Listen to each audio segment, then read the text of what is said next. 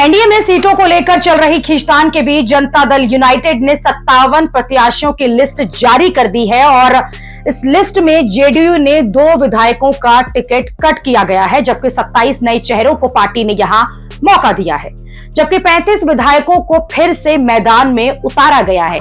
JDU की पहली list कुछ मायनों में काफी खास है। पहली सूची में सामाजिक संतुलन को बनाए रखने की पूरी कोशिश हुई, लेकिन 57 उम्मीदवारों में से एक भी अल्पसंख्यक उम्मीदवार नहीं है। अनुसूचित जाति के 10 लोगों को जेडीयू ने टिकट दिया है, जबकि अति पिछड़ा वर्ग से 9 लोगों को पार्टी ने अपना उम्मीदवार बनाया।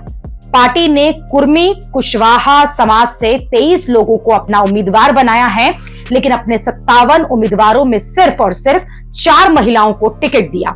जेडीयू ने पहली लिस्ट में ऐसी सीटों पर भी उम्मीदवार उतारे हैं जिन सीटों पर चिराग पासवान दावा कर रहे थे। कम से कम 5 सीटें ऐसी हैं जहां नीतीश कुमार और चिराग की भिड़ंत होने के आसार हैं।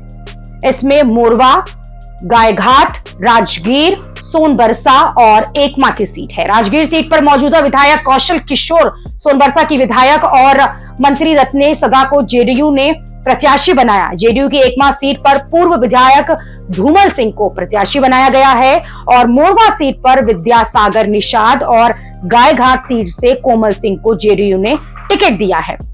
सीट बंटवारे में ये 5 सीटें चिराग पासवान के खाते में गई थी, जिस पर नीतीश कुमार ने अपने प्रत्याशी उतारकर साफ कर दिया है कि वो किसी भी सूरत में अपनी मजबूत सीटें जो हैं वो तो नहीं छोड़ेंगे। उधर जीतन राम मांझी ने भी ऐलान किया है कि वो चिराग पासवान को मिली मखदुमपुर जो सीट है वहां से अपना प्रत्याशी जो है उसे उतारेंगे। इस तरह से एनडीए में ही अब खुल्लम खुल्ला लड़ाई शुरू हो गई है। चिराग पासवान ने जिन 29 सीटों पर चुनाव लड़ने का अभी तक प्लान बनाया है, उनमें से कई ऐसी सीटें हैं जिन पर जेडीयू और बीजेपी का कब्जा है। बीजेपी भले ही अपनी जीती सीटें जो है वो छोड़ रही है, लेकिन जेडीयू अपनी जीती हुई सीटें एलजेपी को लिए छोड़ने को तैयार कतई नहीं है।